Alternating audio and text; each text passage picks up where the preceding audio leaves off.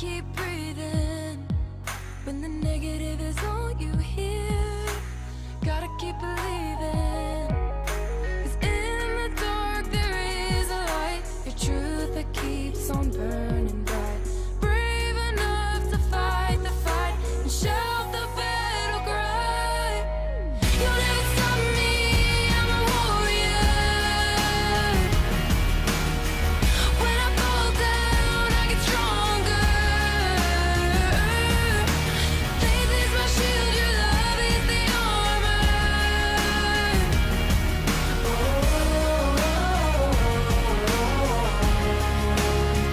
I'm a warrior. I'm a warrior. I'm a warrior.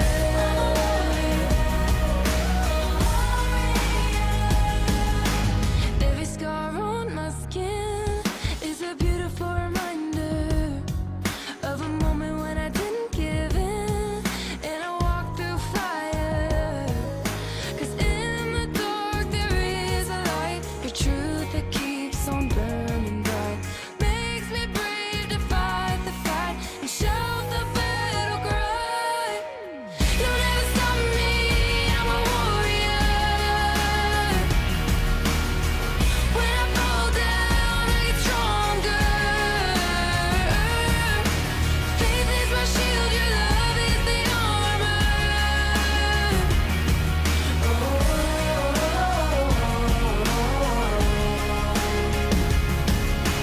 I will keep the hope alive. I will find the strength inside. I will keep the hope alive. I am a warrior, I will survive. I will keep the hope alive. I will find the strength inside. I will keep the hope alive. Warrior. You'll never stop me, I'm a warrior. When I fall down, I get stronger. You'll never stop me, I'm a warrior. When I fall down, I get stronger. Faith is my shield, your love is the armor.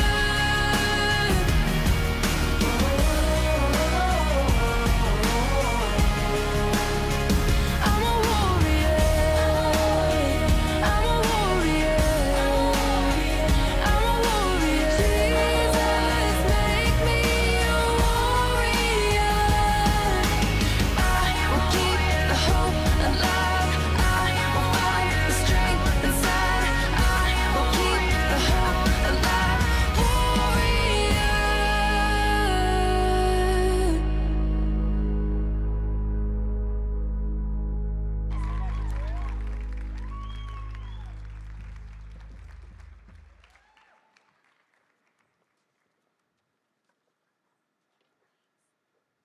Hello.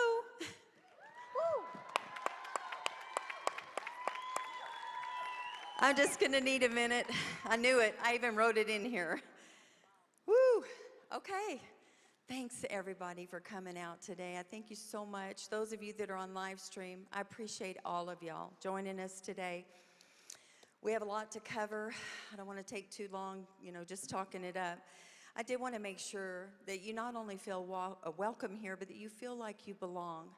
One of the biggest things For the One has concentrated on all of these years, 8, I think now, between 7 and 8, is really just giving people a sense that whoever's in front of us at that moment, they belong there. It's for you. Everything we've done here today, everything we've worked towards has been for those who are here, for those who are live streaming, welcome. Thank you so much for joining us today. I do want to say thank you to Holly Holmes. Did anybody see that? Anybody see Holly Holmes? Announce it on her Instagram and her Facebook. Blew us away. Steve Stucker. Anybody see Steve Stucker's Facebook? He announced it today for us. So people are amazing. It's been wonderful. Everybody helping us get the word out.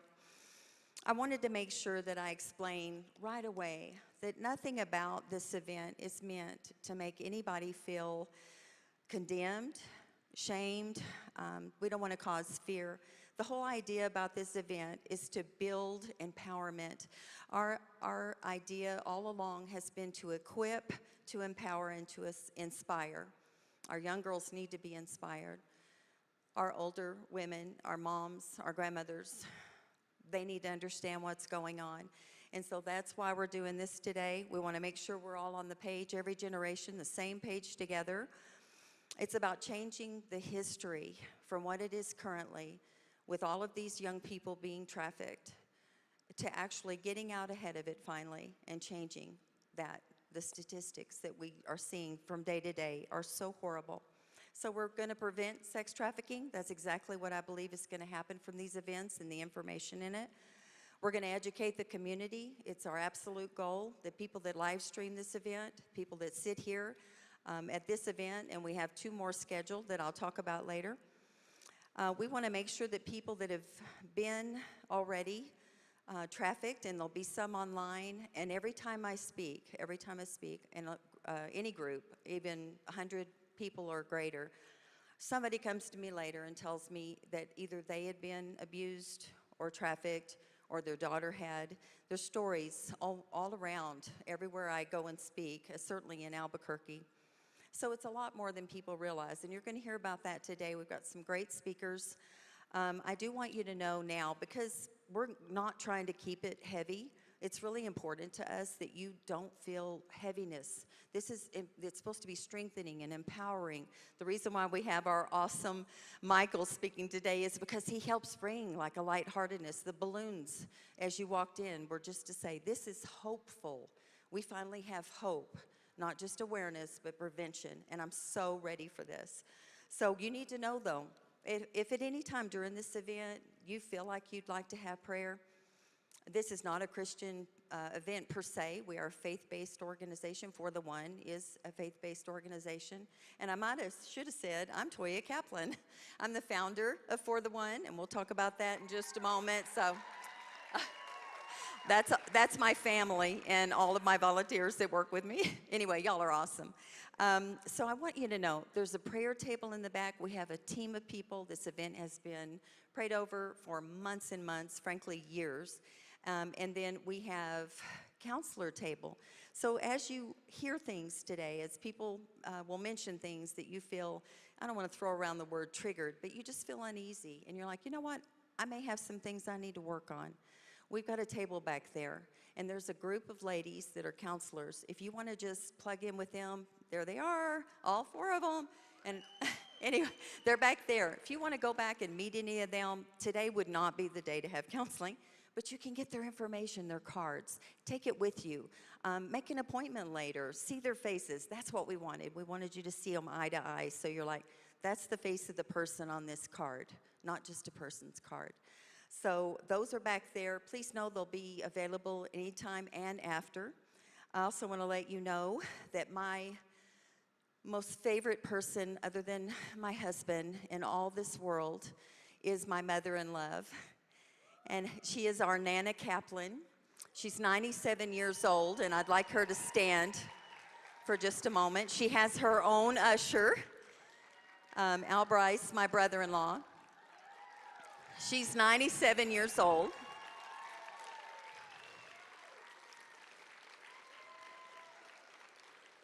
And I want you to know that that woman has been with me for 38 years in my corner cheering for me. She's been along this whole journey from Freedom House, and I'll talk about that in a second, all the way through to For the One.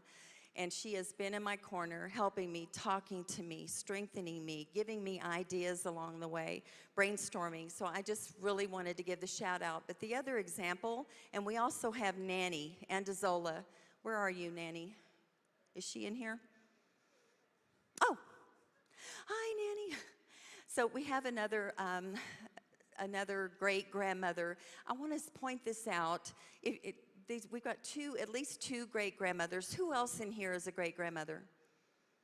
How about a grandmother? Oh, there's a great grandmother. How about a grandmother? Okay, how about a mom? How about a daughter? So you're in the right place. And we're going to talk to men next year. We're going to talk to men next year I want you to know we've got some brainstorming meetings. I've got men that I'm going to bring to the table, and it's going to be their own event, because don't they need to know about it? Don't they? And we've kept it segregated. Today it's segregated because there's some pretty private and personal conversations that'll go on in the information. I want y'all to feel safe here. You know, people kept asking, well, why aren't you? That's for another event. So this is focused on you. We are looking for next year that we can do that for men specifically. I mentioned Nanny. I have to tell you, the spirit of both of these great-grandmothers has just been so awesome to me. They're the matriarchs of our families. Not only that, they're right there when we're putting together these things for these events. I want you to know that's powerful, and that's what we want to build on. We want to have that this is where it starts, that intergenerationally, all of these people, we are linking arms, we're side by side, we're doing this together, and we're not going to allow this to continue to go on. So I wanted to make sure I said that.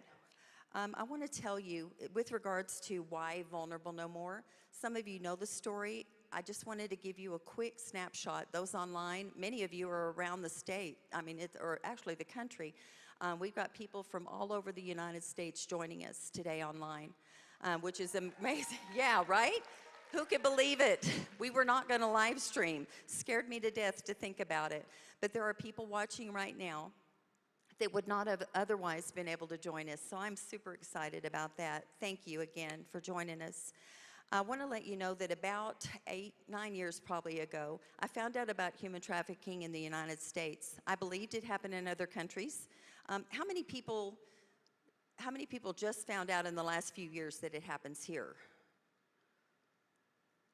Okay, well, I was the late learner. I still talk to people every day that don't believe sex trafficking happens here. So 8 years ago, that's when I found out. Shelley Rep, who is our speaker tonight too, one of our speakers, she's the one who sat down and told me all about it.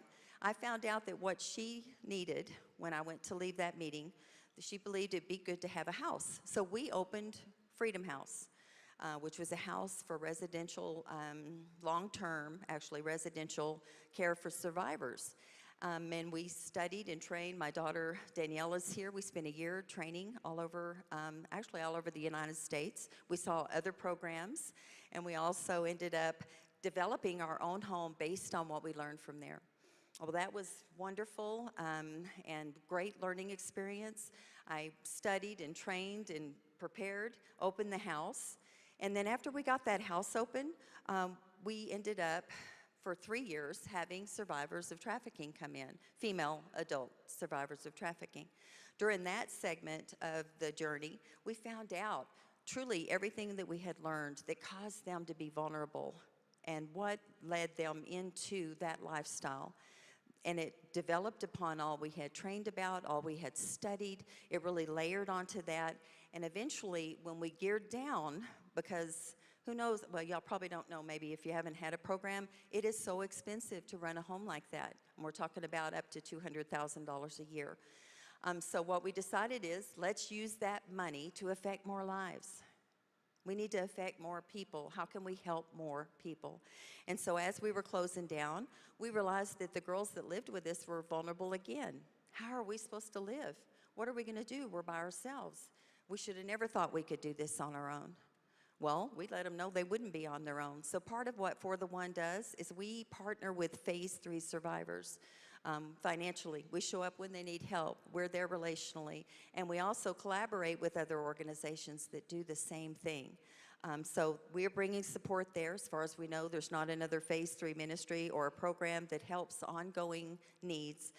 If anybody in here has either been a college student or has had a college student as a child, you know they still need help when they move out. They still need your assistance. There's going to be a flat tire, an unexpected bill. That's what Phase 3 does. We show up for these survivors and we continue to help them financially. So that's part of what we do. The other thing that we do, or did do, I started doing a lot more awareness presentations because I wasn't on call 24/7.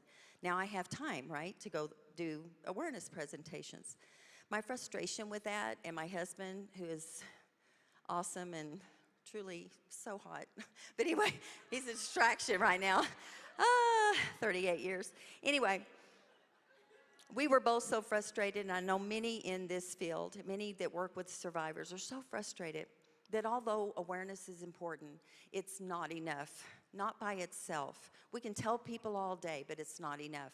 So what you have to do really, and it's a great example, really is a parable, is to think about if a woman, and the story is that a woman is doing laundry by the side of the river, and she looks up, and there's babies floating down the river, just a few here and there. So she's looking at them, and she's jumping in, and she's going after them, and she's rescuing those babies in front of her one at a time, dragging them back, calling people around her. There's babies drowning. That's what they look like. They're over there. Help me go get them. Help me find them. So there's a handful of people helping a handful of babies. And one person in the crowd said, why don't we go to the mouth of the river and stop whoever's throwing them in? And when I read that story months ago, I thought, that is exactly what prevention is. To actually get out ahead of what's going on, to get out before it happens, to explain to people, especially our target age, which is 12 to 25-ish, up to 30. That's our real target age where the traffickers come at them, and I'm sure some of our speakers will talk about that in a minute. We want to get to them first. So I use the little GIF sometimes of Forrest Gump running, you know, just the one where he's just like running. Everybody can probably picture that's seen the movie. We feel like that. We feel like him running like a lunatic to get to the people that are going to be trafficked before the traffickers do. That's what prevention is. How many people have heard of the DARE campaign, the drug prevention campaign? Okay, so we took some truths and some proven ways that they went into the schools and went to those very targeted people. We took some of those and we're using their concepts. That's exactly what we're doing. So I want to tell you that we have decided it's enough. It's enough now to just only do the awareness presentations. Enough of that. We've got to really officially get out ahead of this and make a difference. And so we are an action-based prevention campaign right now. That's what Vulnerable No More is. We went from for the one to an actual action. What Vulnerable No More is, it's a verb. Anybody that's doing this, we're not complacently just talking about it and pointing it out. We're getting the communities to understand it, and we plan to go into other states with this information and send it out so they can do their own events. It is just time to get out ahead of this. So, and I did want to tell you just for a moment my own personal why. You know, you're like, how does and I'm 61. So how does somebody just get into this however many years ago? Also got my first tattoo. Those are birds. I know some people are like, oh, I hate tattoos. That's okay. I love mine. So anyway, I think I was 55 or something when I got it, and it was for Freedom House.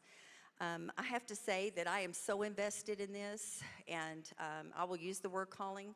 I knew that I was supposed to do Freedom House. What I didn't know when I opened Freedom House is that it was going to lead me here, that I would have a better understanding about what's going on. I would understand the vulnerabilities. And as I trained that year, and as I worked with my amazing, amazing ladies that came to our home, I began to realize more and more really what made my own life. Why was I so vulnerable? And I always get a little bit shaky because it is personal. Sorry, I'm going to be fine. This is just always, I think, when you talk about your own life. My own journey, coming from a home where I did have a mother who was borderline schizophrenic. My sister's here. She could attest to that. Our father was alcoholic, and we had a very abusive home. It just was, and I think a lot of people understand and know about that, having experienced it. But when I was 4, it was the first time I ever got sexually molested, and it was by a neighbor, and that was the first time.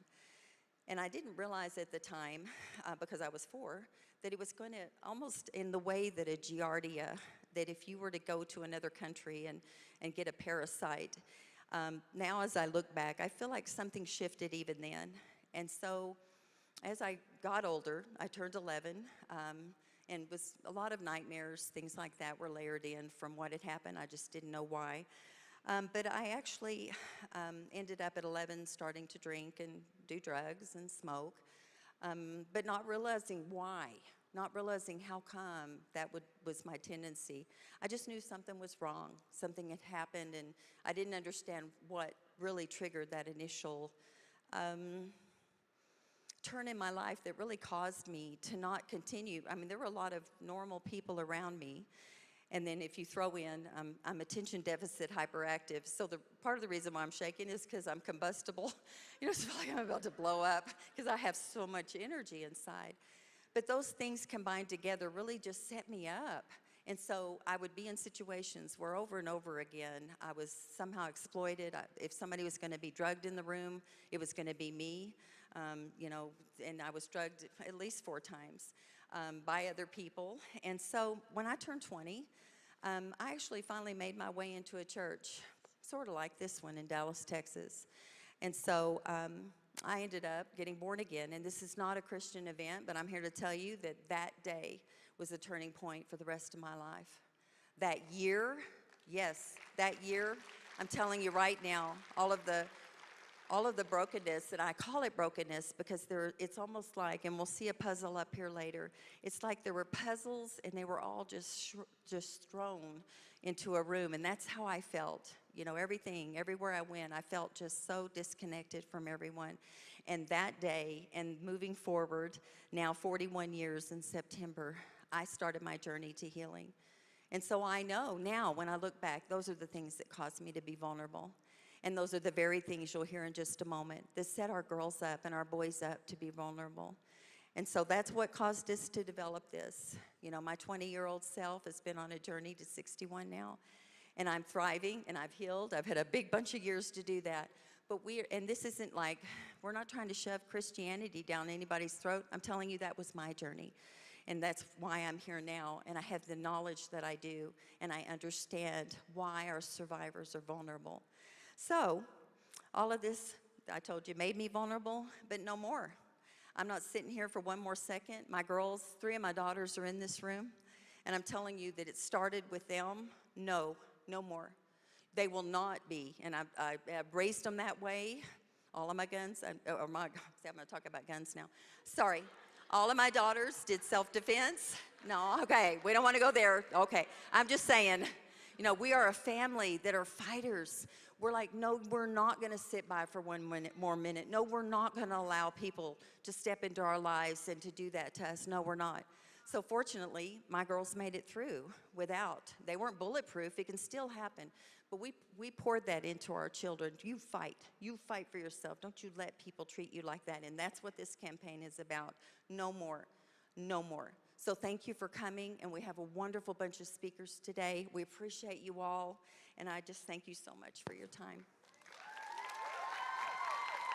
Thank you so much, Toya. That was amazing. Thank you.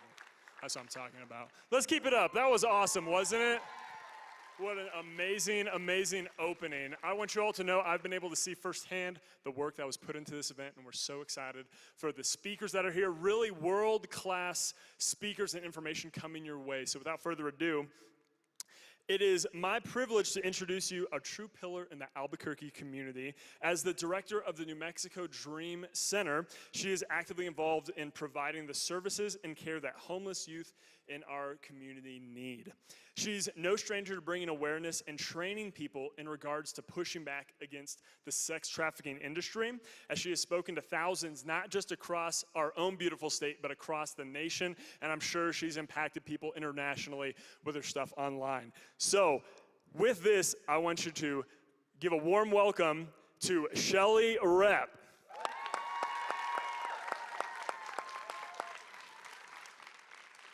Oh my word, I need him to introduce me every time I go speak somewhere. That felt really good. Again, my name is Shelly Rep. I am honored to be here today. I'm honored to be part of Toya Kaplan's story and having seen the things that she's done here in this state for people who have been exploited, people who need those types of things. I want to tell you a tiny bit about what we do at New Mexico Dream Center. We have 3 programs that are super active right now, and we're in the process of developing a 4th. Our first program is called Spoken For. And Spoken For provides aftercare for identified survivors of human trafficking. So currently, that looks like emergency shelter, and that looks like something called transitional living. And so what that is a short-term, 6 months to a year, living facility and space for people who are getting out of the sex industry, specifically those who have been trafficked. For the first time this year, we're able to open an emergency shelter as part of that, so we have a 2-bed emergency shelter that connects to that program. We provide that shelter, and we also provide case management to help get those folks that are being trafficked, those that are being exploited, connected to the services that they need. So that's super exciting. We also run a program called The Harbor, and The Harbor is on East Central. Anybody been on East Central? It's a little bit like West Central. But East Central, as you probably know, is a little bit notorious for drugs and gangs and violence and all the things we see on the news about Albuquerque. We had found in 2017 that we had 3 clients at that time who were all young adults who had been exploited as youth experiencing homelessness. They all had different traffickers, they all had different stories. The one thing in common was that they were a young person and they were homeless. And like Toya, as inspired as her, I was like, we're not gonna let this happen anymore. So we opened The Harbor, which is a walk-up drop-in center on East Central that people who are 21 years old and younger can come to for services. So they can get food, they can take showers, get clothing, connect with services, and we have that program. We also do outreach in our city across the city. So currently we do outreach 4 different days a week. So we are on Central, we are in the truck stops, we are in different hotels and motels, and so we've got outreach happening. And then the 4th thing that we're working on developing is a residential facility for youth who have been trafficked. So I have a little bit of stuff on my plate that I gotta get done. So with that, one of the things with my goal tonight is I don't wanna see any of the young people here, or the middle-aged people here, or the old people here in my program. I don't want you to come through my doors needing something. What I wanna do is I wanna give you some information tonight to help you understand what trafficking looks like, how it's happening, so that you can protect yourself, so that you can protect the people you love, so you can protect the people you see at school. So the first part of that is I'm gonna give you some statistics about human trafficking in New Mexico. All these statistics are from last year, so 2020. Now, before I go any further, I have a chick who is supposed to be my timekeeper because I'm not sure if you've noticed this or not. I have lots of sentences, and sometimes I can get carried away with the multitude of sentences I have in my brain. So I'm looking, thank you. I just needed to know where to look. Thank you, I appreciate that. All right, so here's our 2020 stats. So NCMEC, which is the National Center for Missing and Exploited Children, had 17 cyber tips for trafficking for the state of New Mexico in 2020. The Human Trafficking Hotline, the national hotline, had 22 referrals. CYFD, the Children, Youth, and Families Department, in 2018 started adding screening questions around human trafficking. And in 2020, there were 285 reports asking for investigation for trafficking. All of those reports would be for children, so that's a very important thing for us to understand. We had 39 new victims confirmed through different law enforcement agencies. Service providers accounted for another 226 victims in 2020. And then ICAC, which stands for Internet Crimes Against Children, had 2,200 enticement tips. That went up from 2019, where there was 300 enticement tips, to 2,200 enticement tips. This is people online trying to connect with children for sex. This is horrific, and this is something we need to be extremely aware about. We tried to pass some legislature this year that did not pass successfully, House Bill 56, which would increase penalties for a trafficker and would increase reparations for those who were trafficked, did not pass. And still, in the state of New Mexico, from my conversation with Toya Kaplan in 2013, 2014, we still have 0 dedicated beds for kids who have been trafficked. So we've got a long ways to go. What I'd like to do is I'd like to kind of go over some of the definitions, some language pieces about what traffickers say or people who have been trafficked say. The reason for this is they might be something that you've not heard before or maybe you have, but there's something you should pay attention to because it's a clue. Today, I'm like the first piece in the puzzle that Toya is building, and these are some of the clues to build that first piece of the puzzle. One of the reasons definitions are so important is because we had a 7-year-old girl who was identified as a trafficking victim 3 years ago by her teacher. And the way that her teacher identified her as a trafficking victim was because of the words that she used. So it's important that you understand those. In your packet, you have, I believe, a happy notes section that looks like this without the extra writing on it because, you know, I have to take notes for myself. And in there, it's got those definitions so that you can keep them for yourself. So the first one is human trafficking, and we go by what the federal definition of human trafficking is here in New Mexico, which is the use of force, fraud, or coercion to lure their victims into forced labor or commercial sexual exploitation. A pimp is a controller, so he's the person who controls the victims and arranges clients for them. So pimps are, that word is something that is very glamorized in our society today, hence pimp my ride, pimp my house, pimp my, and you fill in the blank. So I have a little bit of an issue with the word pimp, just letting you know right now. I don't think that word should be glamorized because a pimp is absolutely somebody who is trafficking and controlling another person. So pimp and trafficker are the exact same thing. Automatic. If somebody's talking about what they're doing, it's automatic. It's their automatic. And what that is a victim's routine. It's maybe the hotel they work in, maybe it's a route that they walk or a truck stop that they work at. Automatic. Daddy is often a nickname for a trafficker, and so a girl will call the trafficker her daddy regularly. Folk is another word that we see that's come up a lot that has to do with the people who are involved in the trafficking circle and the trafficking situation. Survival sex is essentially exactly what it sounds like. People doing sex acts to be able to survive, so to be able to have a place to stay, food to eat, clothes to wear, hygiene, those kinds of things.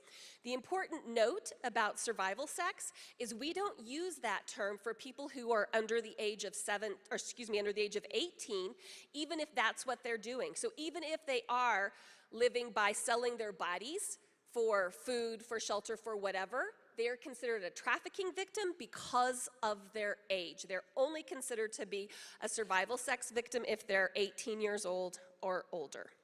So a John is a guy who purchases sex, or you could call him a date, but a John's kind of a common term. Black is black tar heroin, which is often called the leash and is used by traffickers to keep victims under their control. Shards, if you hear that, or clear are the same thing. That's meth, essentially. Blue is OxyContin. And sextortion is when someone threatens to distribute your private and sensitive material if you don't provide them images of sexual nature, sexual favors, or money. Like, none of this happens here, right? Wrong. How many of you have ever heard of the little tiny town of Portales, New Mexico? Little teeny tiny town, like 15,000 people.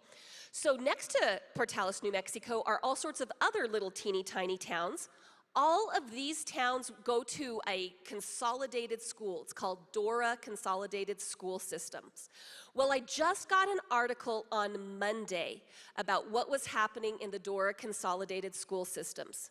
And what was happening was a school bus driver who was going through all these little different communities was basically using sextortion with young girls who were on the school bus. And so what happened were there were 3 girls specifically, and he was demanding that they send him nude pics.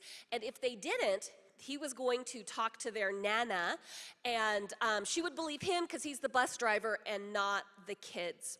And so this type of thing happens over and over and over again. And so those are the reasons why it's super important that you understand what definitions are, and you've got that for you. So the next thing, as we go zooming through Human Trafficking 101, is I want to talk a bit about the different models of trafficking that we see of young people here in the United States. So the first one I kind of talked about already, and that is homeless youth exploitation. So we have an estimated population of 5,000 homeless youth within a year in Albuquerque. And those kids could be sleeping on couches, so they could be couch surfing, they might be in and out of homes, they might be in and out of shelters, but essentially what happens is they don't have the same resources that an adult homeless person has. An adult homeless person can check themselves into a shelter, a kid can. An adult homeless person can check themselves into a hotel or a motel, a kid can. An adult homeless person can get food stamps for themselves, but a kid can't. And all of those types of things are what builds vulnerability in them, because they don't have the resources to take care of themselves. There are traffickers who are absolutely looking for them to take them off of the street. One of the things that's really, really frightening when we think about homeless youth is some statistics that go around that. So the first one is that it is estimated that a kid who is on the street will be approached by a trafficker within 48 hours. So that's 2 days. Within our clients who were homeless kids on the street, it was less than 48 hours every single time. The other two statistics I want to point out about these young people is that 1 in 5 will end up living by that survival sex model where they will have to sell themselves to be able to get the things they need. And 1 in 3 homeless kids will end up in a sex trafficking situation that they cannot exit. This is a scary, scary, scary thing. And it's important for us to understand as we are citizens here in Albuquerque and as we continue in our lives that homelessness needs to be addressed for our young people. The solutions that we have right now are not big enough, and they are not meeting the demand for those young people.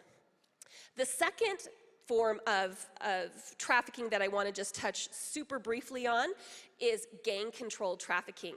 So New Mexico has an estimated 600 gangs, and that's everything from nationally affiliated gangs to little street corner gangs. It used to be that gangs would create income for themselves by selling drugs and selling guns or other weapons. Well, they found a new model that works a lot better, and that is selling girls. We know gangs are a big substitute for families in our community, and so within that substitute, a boy or a girl would have to be jumped into the gang. So they have to go through something pretty bad to get into the gang. What they found as part of that process is that girls get raped, specifically gang raped, to come into the gang, and then they are continually exploited throughout the gang. So that is one of the ways that we see human trafficking here in the United States. The second one is that we have the third one is familial trafficking, which is when trafficking happens within families. That's right, families traffic their children for a variety of reasons. And then the fourth one is the one that we really need to pay attention to. And that one is lover boy trafficking. And that is where vulnerability comes in. Social media has created and has changed the model for how a trafficker will approach a young person. It used to be you'd have to go to the mall, you'd have to go to the parks, you'd have to go somewhere else, and that person would try to develop a relationship with you. But that doesn't happen anymore. Social media and gaming is the way that traffickers are recruiting young people today. So you might think you know who's on the other end of that call or that chat or that conversation, but you don't know. It's important that you learn the different signs of trafficking and grooming, and understanding that what looks like it's truth on the screen is not necessarily reality. Traffickers are always going to come and pretend to be your Prince Charming, but then they're going to ask you to do things that aren't so charming, or they're going to ask your friends to do things that aren't so charming. So it's important to be aware of this and be wise around those issues. Finally, I'm going to have them put up a quick slide for me. I've got a QR code that has a direct connection to our hotline. We started in March this year a resource hotline for trafficking survivors. It is a call or text line, and we can respond 24 hours a day. So you can, if you suspect something, if you hear something, you can contact us by scanning that QR code or give us a call on our hotline at 505-504-1301. Y'all, take care, be smart, keep your friends safe. Thank you so much. Thank you so much, Shelley. That was fantastic. What a wonderful evening we're having here. So I'm going to introduce to you our next guest speaker. She has spent a lot of her time, most of her career, studying language, specifically the language that traffickers use to lure in their victims. And so she was not able to be with us here tonight, but she wanted to make it a point to be here via video. So our next speaker, give it up for Dr. Anise Barber. Oh, I'm Dr. Anise Barber, and I work with Street Safe New Mexico in Albuquerque.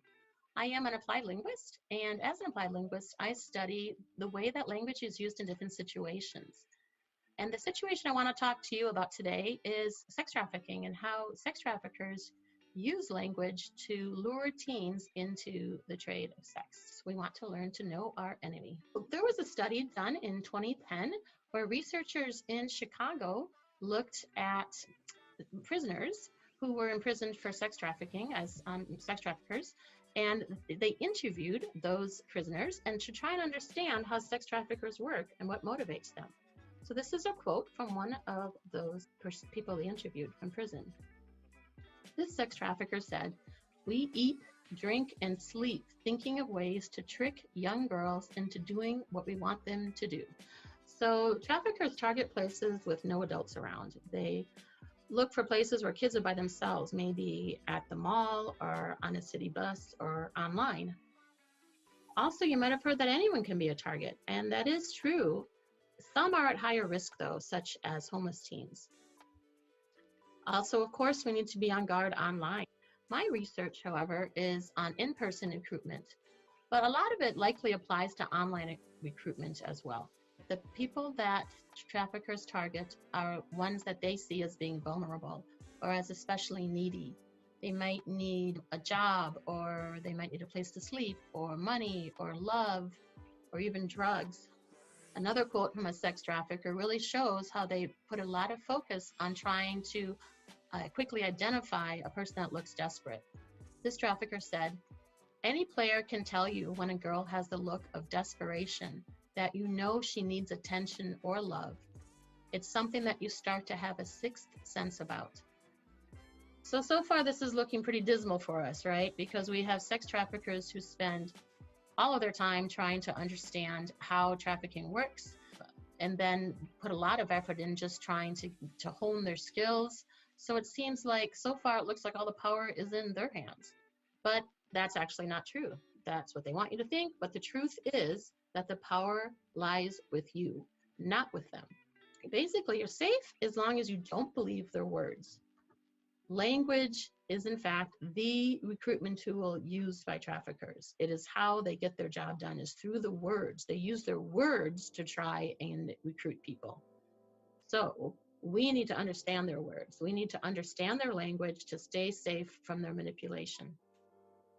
So the plan for today is to learn the lies that traffickers use so you can spot it when you hear it, and to keep yourself safe. There is this great myth, which is really important that we understand it to be a myth, that we can debunk it, because it really takes the power out of our hands. This myth is this idea that kids are commonly grabbed into sex trafficking.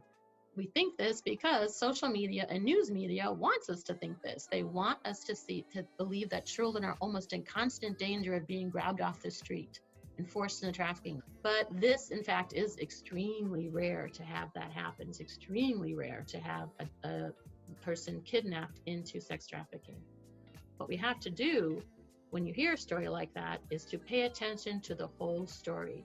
You might look for the moment where the teen made a choice, because the teen has the power in her hands until at one moment she believes the lie that the sex trafficker is saying, believes that trafficker to be safe, and then goes with them, and then she loses her power. So the power is with you up until you turn it away, hand it over, right? Well, here's an example of a case that happened in Indianapolis where they began the whole segment saying, taken and sold with this dramatic music and dramatic images. They started their segment by stating, authorities say human traffickers snatched a 16-year-old girl right off a local street, planning to use her in a prostitution ring. And of course, this sounds like she was taken against her will. There was a moment where she was walking down the street in the dark, and the traffickers pulled up and started talking to her. And for whatever reason, she began to trust them, and they said, do you want to ride? So she got into the car. And then she was trafficked after that. She was taken across straight lines and trafficked. So we want to get to a point where we can recognize where the news media is taking us when they're implying that we are being attacked violently and yanked into this situation, where in fact we do have a choice in one moment. So the truth of the situation is that snatching is incredibly rare. It's rare because traffickers wouldn't risk their operation that way. They need their victims to choose to stay. So they use psychological persuasion. So why is this distinction important? Why am I making a point of this? Because this false narrative of snatching, violently snatching, it places the power with the aggressor, with the trafficker. But that's not the truth. We need to see ourselves as being empowered, ourselves as being able to determine the outcome on this if we are educated in it. So the truth of it is that we have the power if we can learn how to spot the lies. So what about the violence that you hear about a lot? Why is it that we always hear about violence to do with sex trafficking? Well, it is a very violent crime. After the teens are hooked and are recruited, and groomed, then they do start controlling them with emotional manipulation, threats, lies, and violence. It starts with deception, that first interaction, and we can find the lies and not even take the bait. So let's look at how deception starts. It's important that you stay suspicious. Here's a quote from another trafficker about the kinds of lies he would tell. He said, I would tell them I was an agent. I would say I designed clothes. I even told them I sang with certain bands and managed different people. There comes a moment when the teen chooses to believe that lie or not. And your power and your very best defense is being able to identify that lie and not fall for it. Your very best defense lies in that exact moment that they are trying to hook you. I call that moment the hook point. And what is the hook point? There's a lead in, a small talk and stuff, and then there becomes a point where they offer the teen something, a job, or being with their boyfriend or whatever, and then they have to make that choice if they're going to believe that or not. Call it the hook point because it's like fishing. They try this one and they try this one, and they're like, okay, which one of these things is your need? How can I fill your need that I'm gonna be able to pull you in? You're not gonna fall for it, hopefully, as likely to, because you're going to know the kinds of bait that the trafficker's using and how their words, what kinds of words they would be using.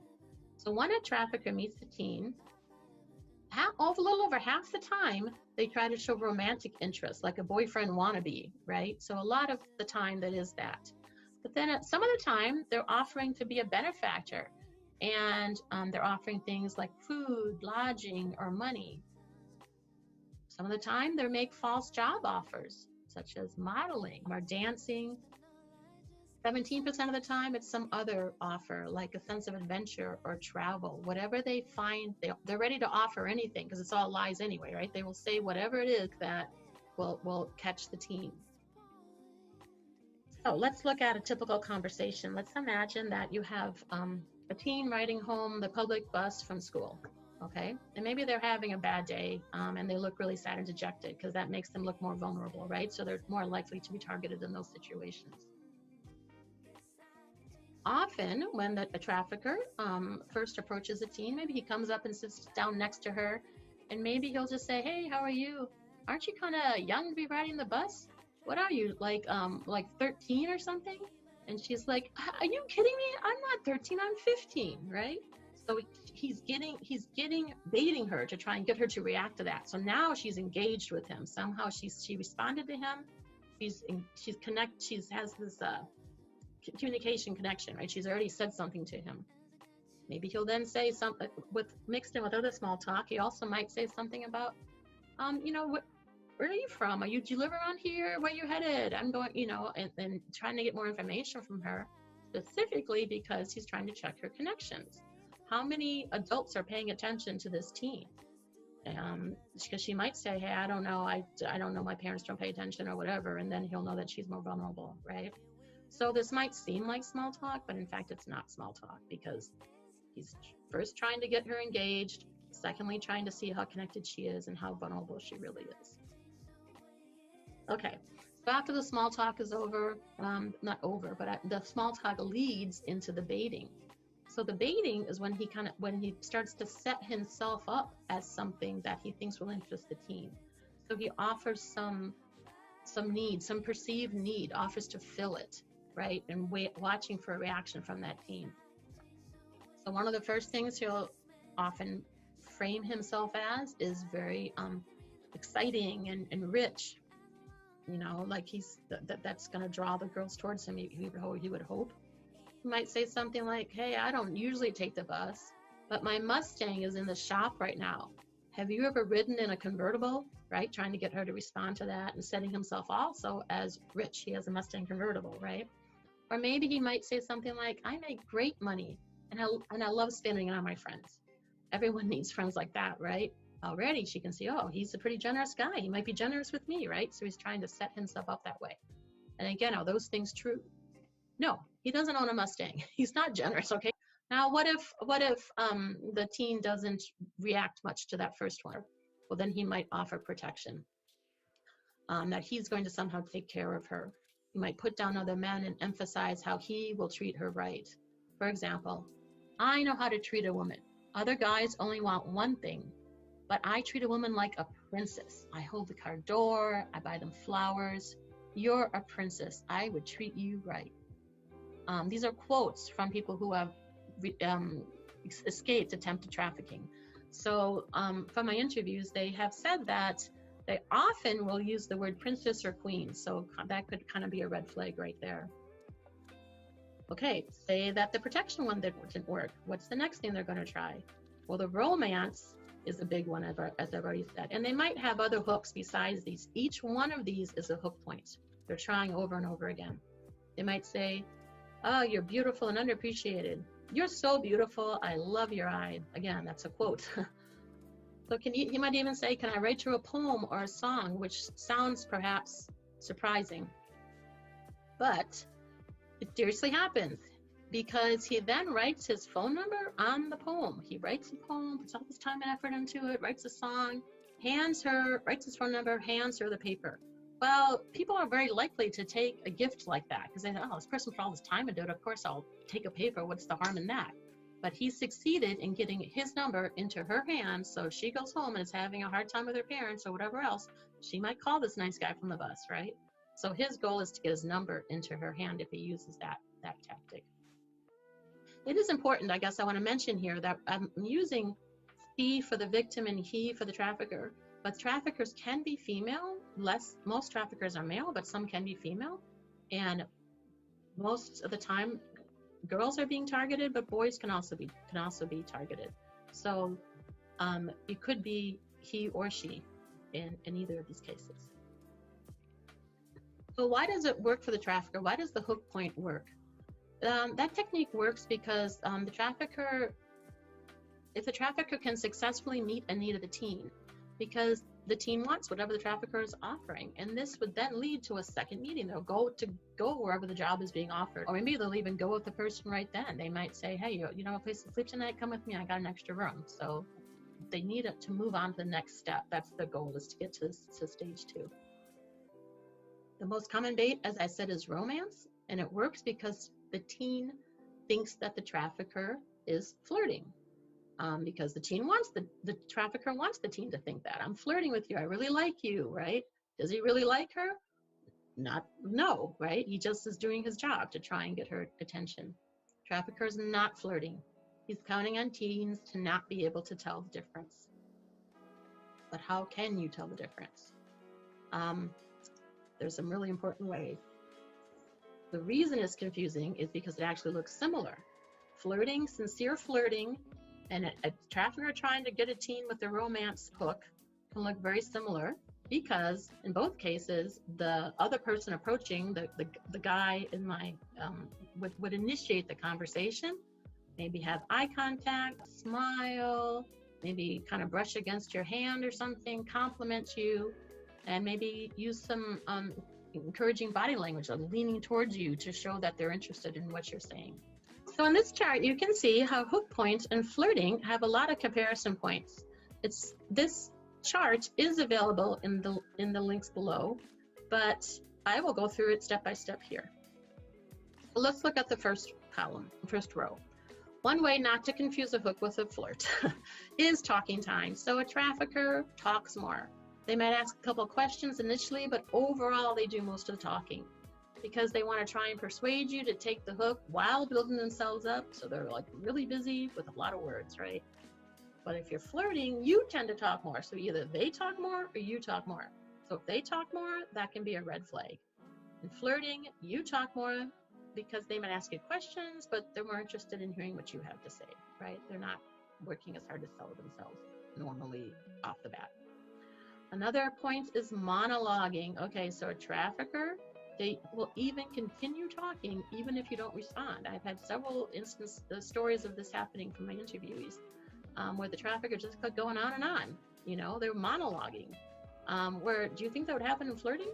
Well, they usually actually stop talking, right? Because if you don't respond, that shows disinterest. So if they're monologuing, that's a red flag. Confidence level. A trafficker seems super confident. It's like he's done this before, right? Because he has. He's done it professionally. He does it professionally, right? He's super smooth. But flirting, they don't do this professionally, so they tend to fidget a bit. They're like a bit nervous. Maybe they might shift around in their seat, or seem a bit uncertain, a little bit maybe, you know, not a lot necessarily, but because his ego's at stake. He's emotionally invested and he wants you to like him. So there's going to be more confidence with the trafficker, really smooth. The trafficker, also looking a little more detailed in the language, has fewer pauses or hesitations, if any, because they don't need to restructure their sentence. They don't need to fix what they're saying. But in flirting, there would be more pauses, hesitations, or restarts. They consider their words, starting and stopping sentences, sometimes to rephrase things, because they want to get it right. They want to make a good first impression. Trafficker will come on like a salesman, right? Come on strong. You often feel pressured or uncomfortable. You might not, but it still feels like a salesman, okay? I guess it depends on your situation, but it does feel more pressure, okay? Flirting, you wouldn't really feel pressure because the focus is on getting to know you. They're not trying to sell you anything. Feel pressured, that could be a red flag for a trafficker. Okay, another thing is the offer. So the trafficker is offering something like a room, a job, or protection. Whereas if you're flirting, they just want to date you, they're not offering you a job. They're not offering you a room or protection. So that could be a distinct difference too, a red flag as well. Possible future, the trafficker uses we and us early in the conversation and often, almost like before you're like, wait, where are we? I mean, he says it too early, right, in the conversation. Maybe he even directly refers to the two of you being together in the future, like we'd be so good together, right? But in flirting, they might use might or could when referring to doing things together. We could go to the movies.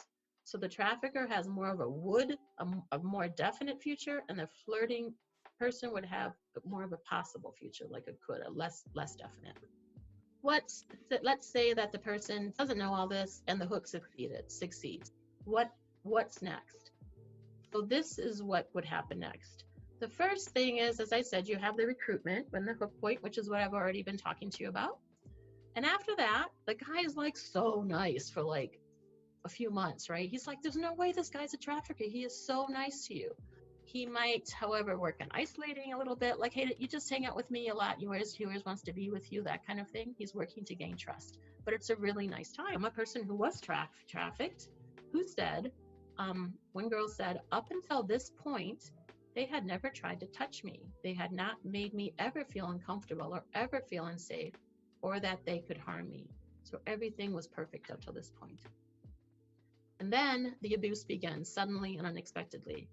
He might say, hey, you owe me. I've been so good to you all this time that you owe me. So I want you to go out there and have sex with this person and give me the money because you owe me. And then this is controlled through threats, violence, fear, or blackmail. So then that's where the violence comes in the second half of this process. So the goal is to not get caught. You have to look for that hook point. Remember, they won't grab, they will groom. They will try and persuade you with their words. They won't force you at the hook. They won't snatch you off the street, but they will trick you. They will try to trick you. And the bottom line is you need to remember that you are the one in control. You need to be smart and be educated. If you're educated, that gives you the control. Do not get hooked. And the way to not get hooked is to know your enemy. Thank you very much for your time today. I hope you found this presentation to be beneficial and really educational for yourself. Here's a list of the references I used in this presentation, and it can be found in the link below. Thank you very much. All right, even though she's not here, let's give it up for Dr. Anise Barber. So that's a lot of information, some very serious information. I hope you guys were paying attention. So we're gonna take a moment to just come up for air. So we have a little bit of I want you to stick around for it. It's our intermission. We're gonna have some fun. I have some giveaways. The 2 giveaways that we did at the beginning that didn't go out, they are going out here. So I need a lot of participants. I need everybody locked in with me. Locked in right here. So we're gonna start it with who is the youngest 12-year-old that we have in here. 12 was the cutoff. So who's the youngest 12-year-old? Who turned 12 most recently? Let's get the 12, if you are 12 and you are comfortable standing up and you want a prize, okay. We got our young folks here. This is good. This is gold. All right, so we're about to find out whose birthday was most recent. You want me to tell you what prize I got for you? What I got for you is a Blaze Pizza gift card and a Chick-fil-A gift card and a Wex gift card. This is a haul. So when was your birthday, young lady? August was the most, okay. When was your birthday? Oh, so close. Okay, so you're our winner. What's your name? Severa? Congratulations. You just got yourself a prize. We have another?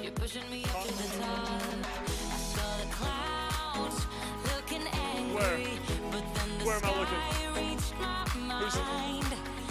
Who's pointing? I see pointing. Is this another 12-year-old here? When was your birthday? In August? Oh, both were in August. We're gonna figure something out. We'll work something out for you. I have another one. You get another one. We got for both of our 12-year-olds.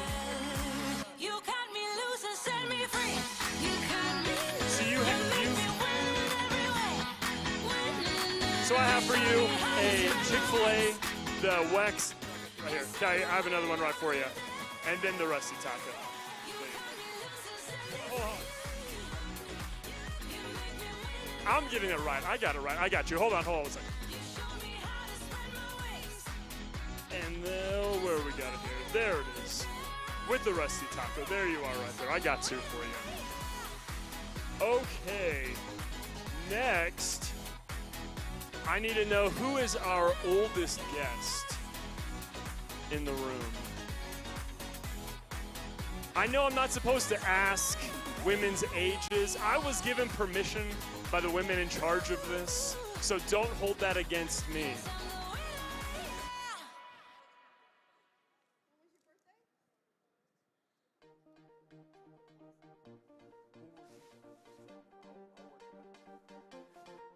So oldest, I think, unless I'm mistaken, Nana is our oldest guest here. How old, Nana, how old are you, if you don't mind us saying? 97. 97. That is a reward in and of itself. That is fantastic. All right, so what else do I got in here? I got some good stuff. I have a game, or I have a question, and one more question, then I got a game for you all. Who traveled the furthest to be here tonight? When I did the hand raise for the 12-year-olds, if I give it out to the first person and you did not have your hand and you weren't waving at me, I'm so sorry. We're still happy you're here. So I've hand raised. Who thinks they traveled the farthest? Okay, I got one here. How far did you travel from? From San Antonio, Texas. That is pretty far. Did anybody travel further than San Antonio, Texas? Anyone at all? No one. Wow, what a travel. That is fantastic. So, 2 from San. Okay, so I'm gonna have you guys share some gift cards because we're happy that you came. We won't Google Maps how far your houses are, which bedroom you're in, and which one's closer. So I'm gonna have you split. While you're in town, I have a Blaze Pizza, Chick-fil-A gift card, and a Wex gift card. So use that Wex while you're in town, because that is local. Okay. So next gift I have, this is where I need some audience participation. What do I got here? Okay. Perfect. I have another Rusty Taco Chick-fil-A, or actually, hold on, I'm gonna do the Towns Hair Salon gift card as well as the Chick-fil-A Wex. So you are welcome to stand up for this if you would like. You're welcome to stay seated. We're gonna play a giant game of rock, paper, scissors, but not with your hands, with your whole body. And you have to beat me, and I'm good. I'm real good. So this is how we're gonna play. I'm gonna say rock, paper, scissors, shoot. If I do this, arms out, that's paper. If I circle my hands, look at David as well. Can we give it up for David? Look at this. It's like a beautiful rock, paper, scissors model. He's killing it. That's rock, and then if you cross your arms, that's scissors. So we are an honest group of women here. I'm with you in that. We are honest women in here. So if I do paper and you are doing rock, I beat you and you are out.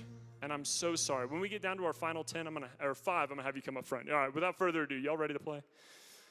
Y'all think you can beat me in this? I don't know. All right, ready? Rock, paper. All right, how are we gonna do this? Ready? Actually, David, come out here. David's gonna do it. You have to beat David. This guy's my right-hand man. So I'm gonna say rock, paper, scissors, shoot, and you have to beat David. David's gonna do the motion.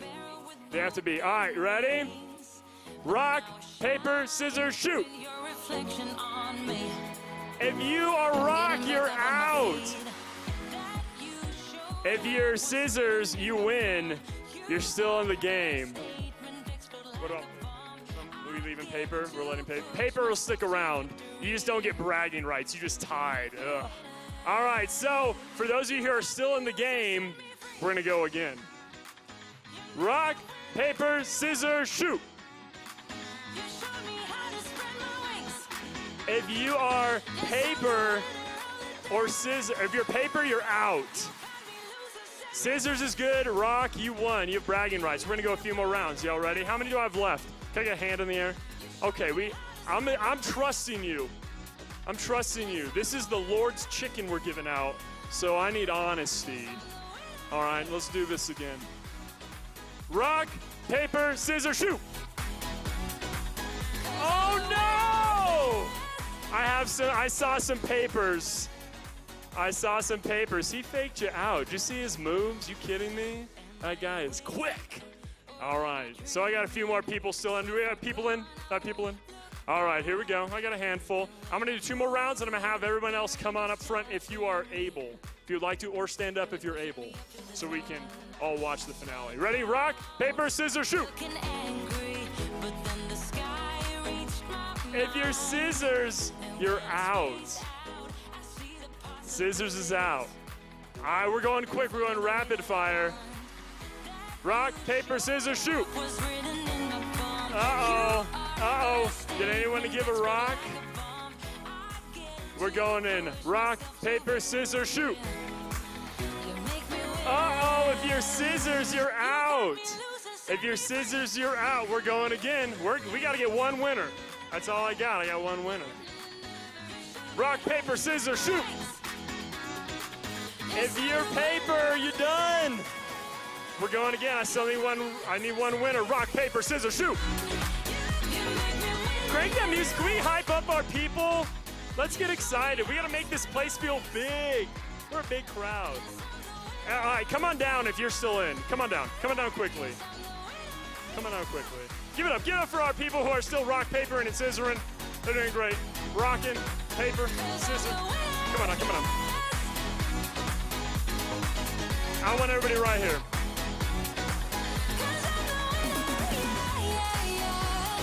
Gotta face him, gotta face him. Everyone's honest in this group, I can tell. Everyone's honest. All right, here we go. Ooh, it's intense now. The music's off. A hush falls over the crowd. Woo. Rock, papers, scissors, shoot. We're going rapid fire. I think, is everyone still in? Rock, paper, scissors, shoot. If you rock, you're out. If you rock, you are out. Were you paper? You did so good. You battled. I think he got you with the rock. Okay, so who's left? I think I got 1, 2, 3, 4. I think I have you 4 here. 1, 2, 3, 4. Okay. So these 4. Okay. Rock, paper, scissors, shoot. Oh, paper's out.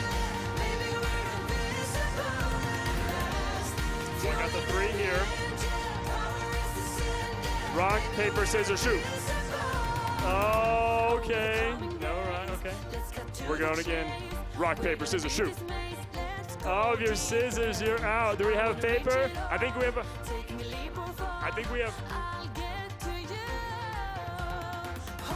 We have 3, okay.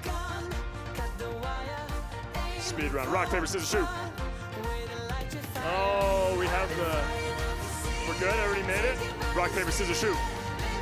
Oh no! We have 2. You know what? With this good time, we gotta get a winner though. We have to have a winner. Rock, paper, scissors, shoot! Rock, paper, scissors, shoot! Do we have a winner? Oh! Well done with the town's hair salons. You know what? I'm actually, you know what, because you're here, I have more gifts. I got you. I got you right here. I got you right there. Right here, I got you. We're carrying. You battled well, you made it. I got you one as well. Okay. You got it, absolutely. So, next I have a question. I have a review question. This is gonna get crazy, so if you wanna answer, or think you have an answer, you might wanna get to the aisles, because it's whoever gets here first. Because I can't see everywhere. So if you think you can answer this question of mine, it's a tough question. It's not a riddle, but you have to be sharp. So it's the first one up here. I don't want you jumping over chairs, crushing people. I don't want to cause a riot. We all love each other here, but there are winners and losers in games, but doesn't mean you're a loser in life. You just didn't win the gift card. Am I right? Okay, question. What martial art was founded in Israel? You gotta be up here. I need somebody up here. What's the answer? What you got?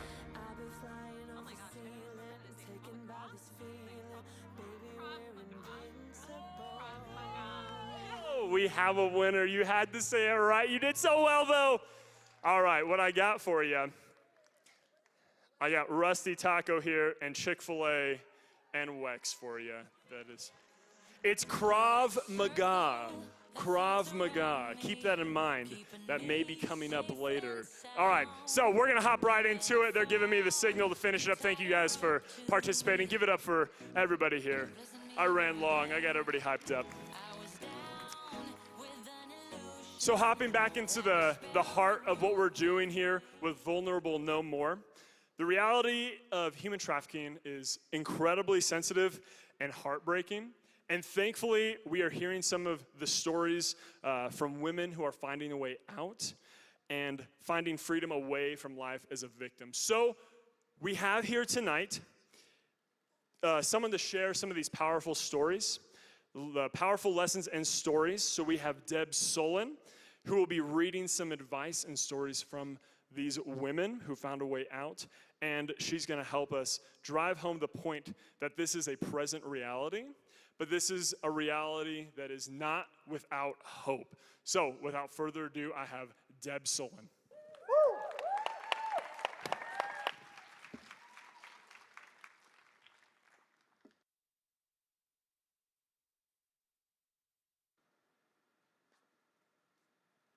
Okay, so tonight I'm going to start out by sharing with you some of the warnings that the women who have survived human trafficking have written just for you. So I want you to pay attention because I'm speaking for them, but it's their words that I'm going to be reading to you tonight. So I want you to use your imagination. So I'm going to ask everybody to just close your eyes. And I want you to imagine a young woman standing in front of you. And she's got her hands clasped around yours. And she's wanting you to hear her concern, hear her love, and hear her desire that you don't fall prey to what she has already experienced. You can open your eyes and listen as she says these words. Be aware, pay attention if someone says to you, I can help you. I can give you a family. We can build together. People are taking advantage of you. I can help. You deserve better, and I can help you get that. You have potential. Let me help you tap into that. Your family doesn't care about you, but I do. If he gives you money or pays your bills and tells you that you don't need to pay him back, then out of nowhere he hits you with a tab that there is no way for you to pay back, and he then suggests a way for you to make more money than that. If someone offers you anything all the time as a favor, or because you may be having a hard time, do not fall for it. Someone that you have just met or barely know usually has another motive behind their kindness. If they say things like, I got you, I'll take care of you, what that really means is you're going into a debt that each time they do anything for you, if they make comments like, you're too pretty to have to do anything, or you don't have to ask anybody but me for whatever it is you desire or need. That's a lie, a mind technique, or a form of mind control. If they ask, do you need somewhere to stay? Or if you're hungry and they pay for everything, just constantly wanting to buy you things. If they claim to know someone who is some type of modeling agent or casting agent, don't agree to go meet up with them. It's a setup. If they take you places and they always know everyone, that's actually a bad sign. Being popular everywhere you go is not always a good thing.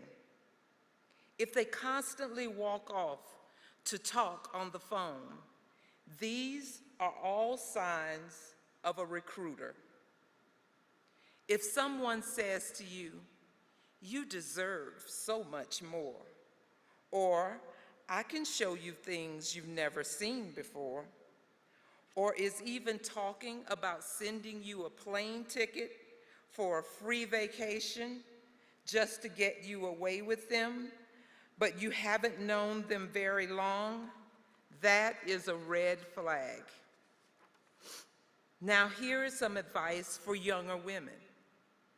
Be strong in your boundaries and values. Know what lines you don't want to cross and stick to it.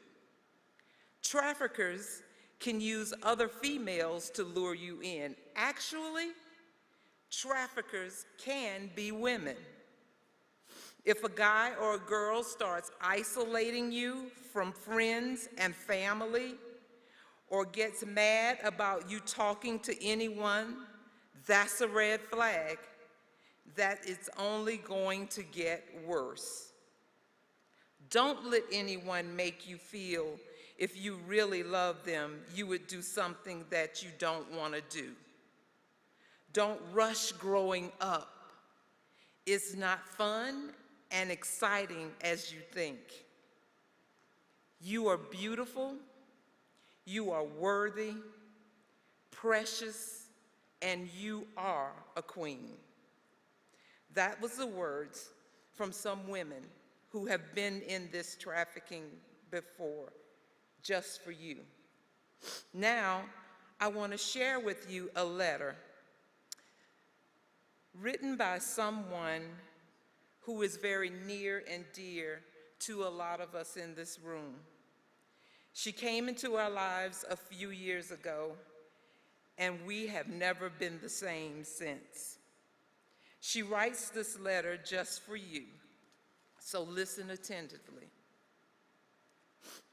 My story, where to begin? I'm just going to ramble so I can get it out.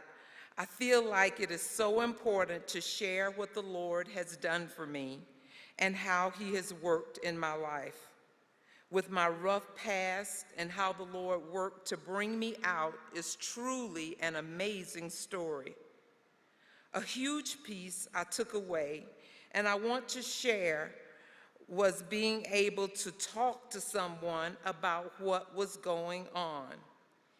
And she emphasizes it needs to be talked about. Being afraid of retaliation or being ashamed was a huge piece of why I never wanted to reach out to someone and talk about what was happening. But what the Lord and people have taught me is that God will protect me and His plan for my life. I am forgiven, I am worthy, and I am loved. Everyone has a past and has done something they are not proud of. Do not be afraid to reach out to someone and talk about it. God can put people in your life you can trust and that can help you. They cannot help you if they don't know what's going on. I was being trafficked and was running with the worst of people. I was caught up in the lifestyle and was doing so many bad things. By that time in my life, it just seemed normal to me, and I didn't know how to function as a normal, productive member of society. It had been 12 years of me living that lifestyle, so how I was living was my normal. Always being afraid of the men in my life was also something I got used to. I figured this was just how they all were. Then I did something stupid. and landed in jail. And the whole time, God was at work. I was on the streets, really bad off, and really addicted to drugs. I think by that point, going to jail was a relief. At least in there, I wasn't getting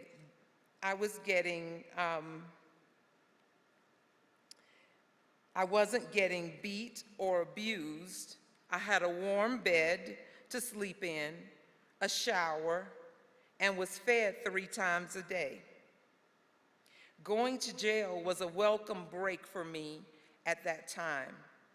At that point, I wanted to just be with my son, not to be selling myself, to quit drugs. I wanted to get out of that lifestyle and was praying and reading my Bible every day. I kept asking God to make a way for me. However hard I had to work, I wanted to do it, and so he did. Law enforcement ended up finding me and wanted to help. They knew I was in a bad situation with a really bad guy.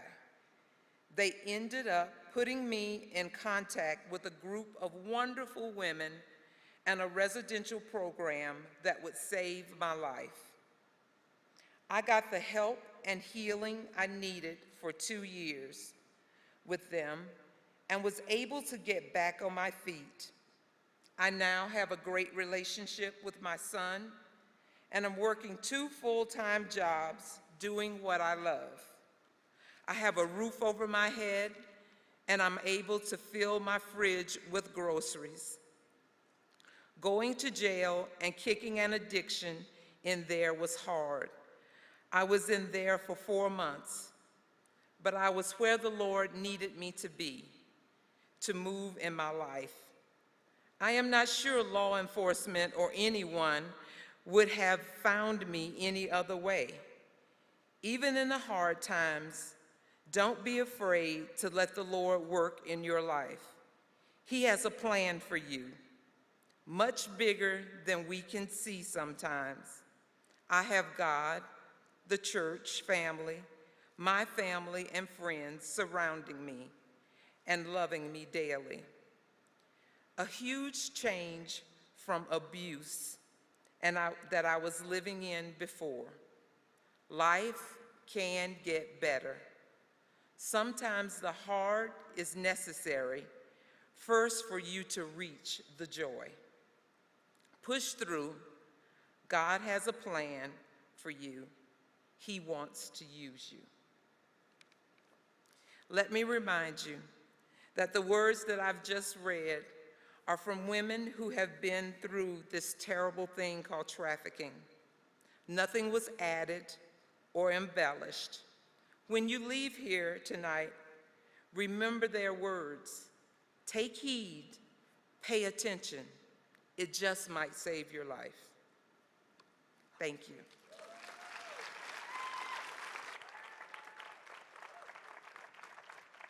Thank you so much, Deb. Let's give it up again for her. Let's give it up again. That was fantastic. Those are some powerful words. So for our next guest, or I should rather say guests, we have the power combo mother-daughter super team of Michelle and Saylor Schroff.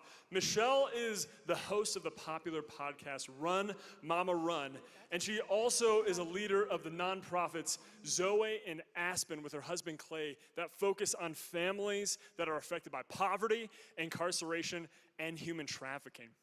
And none of this is lost on her daughter, Saylor, as she's here, too, to share some valuable perspective from her generation. I think you're going to get a lot out of what they have to say. So without further ado, let's give it up for Michelle and Saylor. Hello, hello, ladies. I just feel so blessed to be here tonight. It is so incredible looking around this room and seeing so many beautiful women from different ages, and I love that. I think that's so cool. Because when you look around, even like look around right now, like there's so many different ages, like it's so cool. Yeah, I just wanted to thank you guys for Welcome, Miss here. I liked doing backup to you. I'm like, wow, I'm backup to Sailor. Yeah, This is oh awesome. gosh, yes. Yes, well, yeah, welcome. I just have a quick question. Who in here has social media? Just like by a raise of hands, right? Most of us do, right? And we are so greatly influenced by it. I know that I have been and continue to be. And yeah, I just wanted to kind of share a quick story. I think I was about in high school when I was talking to one of my guy friends, and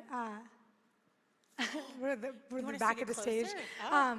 But I was talking to one of my guy friends, and he was one of those people that you were like, you know what, I feel really bad for, so I'm going to kind of come alongside of, but it was always kind of a flirty friendship, and I'd found myself getting wrapped in like social media and like messaging him on Instagram and Snapchat and all these outlets. And I knew by me reaching out to him, I knew what I was gonna get. I knew that I was gonna get attention because I was lonely. And I realized that being lonely allowed vulnerability to come in and allowed me to be vulnerable. And so after a while of us talking, we even had like, my parents and I even had boundaries set up. Like, don't have your phone in your room past 10 o'clock and things like that. But I was lonely and I wanted somebody to love me or to show me affection in some way or another. And so we started talking, and then it was crazy because I actually fell asleep and I woke up the next day with a message that was very vulgar and very inappropriate. And my first reaction wasn't like, oh my gosh, how dare he? My first reaction was shame and guilt because I knew I was going to him to feel fulfillment and not to have a conversation with a friend. And so with that, I don't know, there was just a lot of shame and a lot of guilt attached to that. And I realized that I was, first of all, allowing social media to be a mirror. I was allowing it to identify who I was and how I was reaching out to other people to tell me who I was. And so with that, I think, I'm a very practical thinker, so I really like to lay out things that are practical. And so with that, like just boundaries that I kind of had to put on myself, not only like by my parents, because I was underage at the time, but like even practical things of like not having your phone in your room. Like I had to do that, and it was really hard. Like, oh, but I have an alarm clock, or like things like that, you know. The alarm clock trick. Yeah, well, but my alarm They clock. don't make those anymore. Yeah, They're just on right, your phone. right. So even like with that, like a small thing like an alarm clock, but being like, you know what? Like I'm worth more than that, and I know what my weak spots. And I think that's even like for me, I had to discover like this is where I'm weak. This is where I'm having a hard time when I'm lonely and when I'm sad. Like I need to know that I'm not alone, that I have people in my life that do care and do love me, and that I can come to them for that support. And then like a couple other ones is just, I think just like allowing, like knowing who follows you as well. Because social media is so big. Like we like everybody has it in their hand, like 24/7, and we always go to it. But just putting boundaries, like a time limit, and just even being like, you know what, I'm gonna set this aside, like this is how I'm feeling right now, and it's actually not benefiting me at all. So, yeah. That's great, that's great. And you know, as I was standing backstage, I was just watching, and I could see the mamas in the room. I could see you holding your daughters and kissing them on the forehead. And it was, for me, I'm a mom, I have 10 kids, and the idea that this was happening to Sailor literally, you know, 10 yards away from me, and I did not know about it. I had no clue. So I felt like there was just, what I really wanted to speak on was coming from a mama's heart, really. And really, there was anger that I wanted to share with you guys. And the reality is, with that anger, if I express that to my daughter, that's just compounding the guilt and the shame that she's feeling from these advances that she was receiving by a friend. This is someone she grew up with. This is someone that, you know, we trusted her to be around. So I wanted to make sure that as I was speaking to y'all, especially moms, how many moms are here? We have a lot. We have a lot of moms here. Grandmas? Yeah? Grandmas? Yes, I'm a grandma. Grandbaby number 5 is coming in October. It's best. It's so much easier. But, you know, with that responsibility, I kept thinking, okay, well, how can we as parents be responsible? How can we show that responsibility to our kids, to our daughters, to our sons? Because this also happens to our sons. Right. You know, so what are some practical ways? You know, Dr. Barber was talking about, you know, we have the power. Why do we sometimes feel like we got to stick our head in the sand? Why, you know, oh, I don't want to cramp her style. Well, I'm going to cramp her style if I know that someone's sliding in her DMs who's a friend. This wasn't even just, you know, some guy out there, someone pretending to be someone else. And so for me, I just kept going, okay, how can I create a strong young woman that can say, how dare you? That can literally go get on her phone and go, I'm done. I'm no longer going to allow this. So I had a few ideas, and these are ultimately what Ian Saylor discussed when she had shared her experience with me. And that was, you know, hey, go look through your followers really quick and who you're following. Do you know every one of those people? I mean, are those solid accounts? If you don't, unfollow them, block them. You do not need to have 8 kajillion followers. And if you really want to look that bad, I'll give you my credit card and you can buy them. I don't care. Then, because, you know, you can do that. And then, of course, is the profile authentic? If you don't know them, more than likely, it's not an authentic account. Who wants to follow somebody they don't know? That's weird. I'm sorry, this is weird. And then, of course, if you receive inappropriate advances. You know, as a parent, I'm going to speak from that perspective because I don't know what kind of relationship we all have.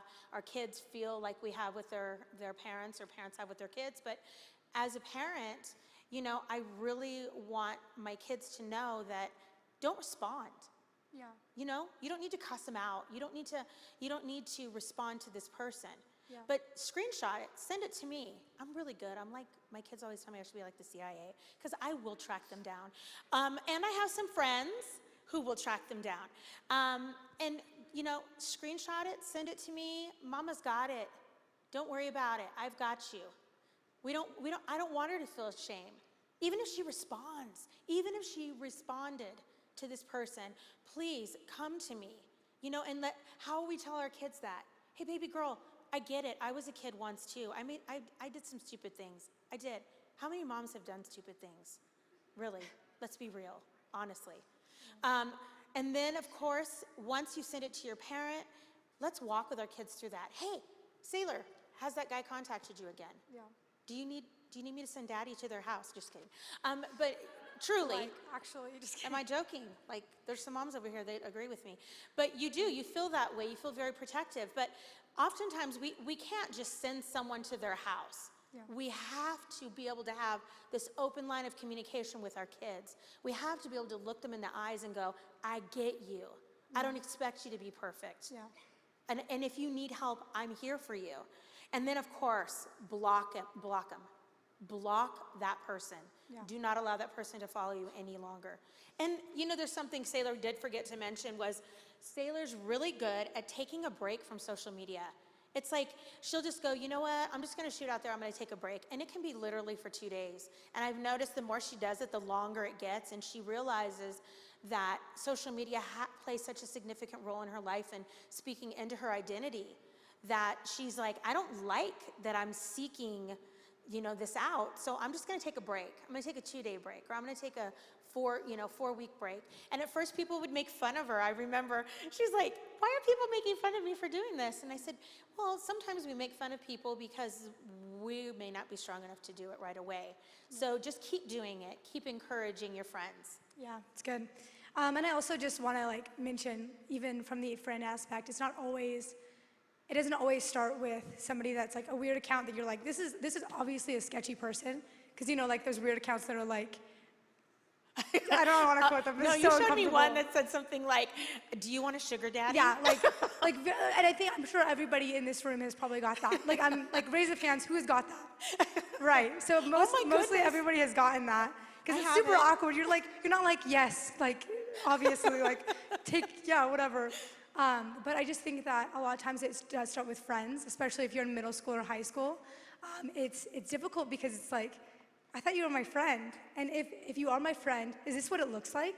You know, so there's the manipulation. that ends up happening from people that you thought you trusted, people from your same age. But I think it's so important to know, like, I'm worth more than this. Like, that does not make me who I am. Just because somebody's like sending you pictures, or just because like those things do happen, that does not mean that's who you are. And I also think that there's so much shame that has happened. Like, you know what, I have, like, let's say like somebody's like, you know, I have sent pictures back. When they did ask me, I have sent them. So then you're like, I'm stuck. But you're not stuck. And I just want like to release that freedom in this room. Like, you're not stuck. Like, that is not define who you are whatsoever. And there's still room, and there's still, there's just a space. Like, even now, like, if you even feel like, you know, I need to get this out, I need to talk to somebody, like, there's ladies around the room that even these stories, like most of these stories and people rising up and being like, I'm gonna stand for this, is because of their own stories, because of own sexual abuse, because it's so real and it's so hard. But I just even believe that there's women in this room that have been through sexual abuse, or have been through prostitution, or have been through literally friends sending pictures, like disgusting pictures, like, but just know that like you have a place, and your voice, it does matter. And I even think that people are in this room because they want to actually spread awareness. And I just even feel like, especially like my generation, like I'm 19 years old, it's so easy to think like my voice does not matter, but it does, and your story does matter as well. So. That's right, that's right. Thanks, Sailor. That's so true. And, you know, as Michael mentioned, I do a podcast. It's called Run Mama Run. And all we really do, I just get a bunch of girls together and we talk about life, and we try to encourage each other, because this is hard stuff. Yeah. Toya and I actually did a podcast together because we do share a very similar past. And if you want to listen, go Spotify, Apple Music, whatever. We do have a table out in the lobby. We have a giveaway, so if anyone in the room wants some Apple AirPod Pros, we're gonna have a giveaway on Monday, so sign up for it. There's a couple little things we need you to do. So thank you so much for having us, and I look forward to meeting you guys at the table afterward. Thank you. All right. So we are winding down just a little bit. I got one more presenter for you guys. I think you're gonna get a kick, maybe literally, out of this next presenter. So when Toya asked me to be a part of this event, and then I found out that our next presenter was gonna be a part of it, my first thought was, I better not screw this intro up, or she will actually kick my butt. So, this is one tough lady, if you haven't picked up on that by now. She's an instructor in Krav Maga, the question I had earlier. And for those of you who do not know, that's one of the baddest martial arts out there. And she is an instructor of it and runs Global One Defense, which is an organization aimed to equip people in how to defend themselves. So she's here to remind you of the voice you were born with and the confidence you need to become warrior women. So let's give it up for Rachel Chance. Good job. I approve, so we're good. I just want to say thank you so much for allowing me to be here tonight. I am used to doing the tactics side of things, so just talking is a little bit different for me, so I'm gonna do my best for you guys, okay? I'm used to kind of beating people up. Sometimes it's my husband, sometimes it's other people, it just depends. But what I wanna talk to you guys tonight about is having a game plan. What is your game plan? Have you thought about it? Most people thought, I'm sure you know exactly what you're doing this weekend, right? You've already made plans. You know tonight is this, tomorrow is something else, and you have it all planned out. You young ones, I know you have it planned out. I know you guys know where you're going. Those of you that got the gift cards, I know you're gonna be going to Chick-fil-A, right?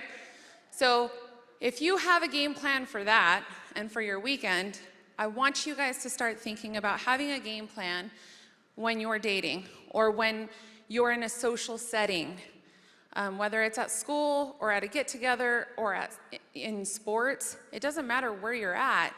You have to understand that in today's time, you're a target. Is it cool? No. Is it just? No. But it's a fact, and you've got to know that. Parents, you teach your kids how to swim, right? Why? Because if they fall into water, you want to make sure that they're not going to drown. Yes? You also need to make them aware of the threats around them. If you don't, you're doing an injustice to them. My daughter is 9, and she already knows about a lot of threats. She doesn't know about all of them, but she knows about a lot. Since she was a little girl, I've been telling her to watch my 6, to make sure that she's looking at her surroundings, not just, hey mom, I see a guy. It's, hey mom, I see a guy, he's wearing a checkered colored shirt that's blue and blue jeans. Awesome, thank you babe, thanks for letting me know. We had to change it to a different code word for our family because my son came along and he's very, very vocal, and he'll go, hey mom, there's a bad guy. And I'm like, oh, great. Thanks, son, good looking out. So we have to be more discreet, right? But in that, don't be afraid to make eye contact with people. In your plan, remember, okay, what's part of my plan? What's something I was born with that you have on you every single day? Does anybody know? Any guesses? Your voice. I heard somebody say it. Your voice, right? Cheaters, looking at the pamphlet.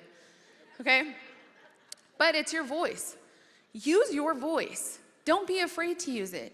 You have it, it's a gift. It really is. Don't be afraid to look at somebody and say, if they come up to you and ask you for money, don't be afraid to look at them and say, no, I don't have any. Look them right in the eyes and let them know, no, I don't have any. Not, no, I'm sorry, I don't. That sends completely mixed messages, right? If a guy is sitting there and he's a creep and he goes, well, hey, why don't you come over here? And he starts to take you somewhere. If you go, no, I don't, oh gosh, I don't really want to. My friend's over there and I don't know. Is that gonna be a definite no? To a guy, it's probably like, try a little harder and you'll probably get her to go with you, right? No, you need to stop, look him in the eye and tell him, I said no. Walk away. You're telling him to walk away. Don't turn your back and give it to him, right? We don't give our back to creepy people. We don't turn our backs to them. Why? No matter what your moms tell you, nobody has eyes in the back of their head, okay? I say it to my kids, but I'm just saying, they're not watching right now, all right? So you have your voice, use it. Observe, look around, see what's going on. Moms, ask your daughters, when you're at the store, if somebody passes by you and they go to the next aisle, say, hey, what did that person look like that just passed us? Not necessarily because they're a bad guy, not necessarily because they look like a creeper, but you're starting to teach them to look around. What did they look like? I don't know. Do you know what they look like, Mom? Right? There's some moms out there that are like, I can't ask my daughter that. They wouldn't know what I'm saying. I wouldn't know if the answer is right. So you need to look around. Observe what's going on. If you're walking to your car and there's some weird vehicle next to it and there's a couple guys in it, don't think, oh, I gotta get home, I gotta make dinner, I gotta get in the car. You don't have to get in the car. You can wait. You can go back inside and ask security to walk you to your vehicle. That is their job. If you're here at church, if you go to church or you go to a sporting event, there is security on the premises. Go and ask them.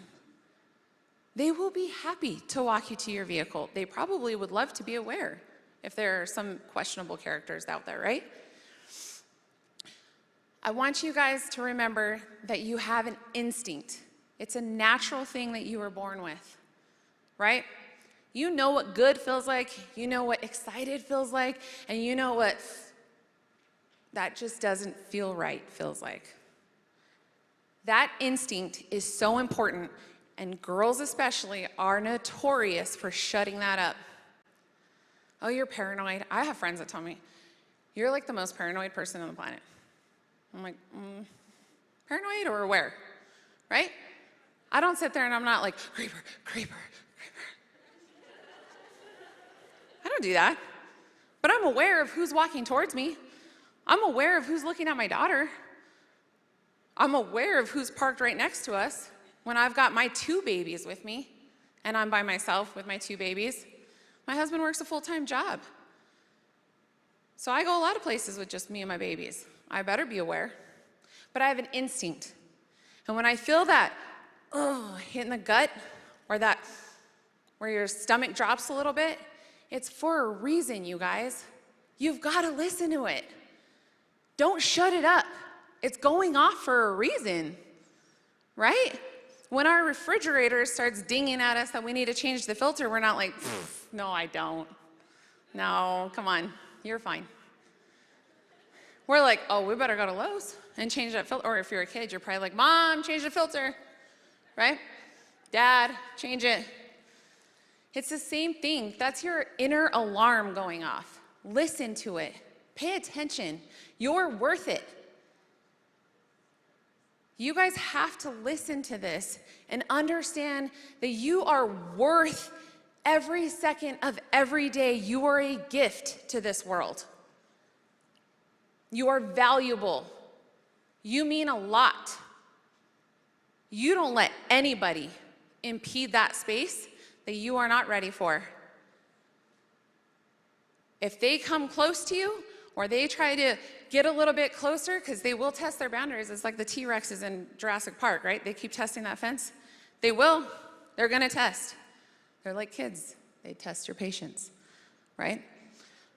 But they're going to test you.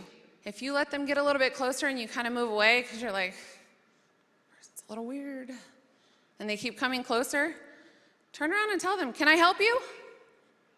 Do you need something? I'm not being like, stranger danger, creeper, get away from me. Because they might be like, whoa, I'm not even paying attention. I'm sorry, I'm not paying attention. Sorry about that. That's a normal reaction, right? If you turn around and you go, can I help you with something? Oh, no, I'm sorry. Nope, I wasn't even paying attention. Sorry about that. If they go, well, you're just so beautiful. You caught my eye and you're really pretty. You're like, that's weird, right?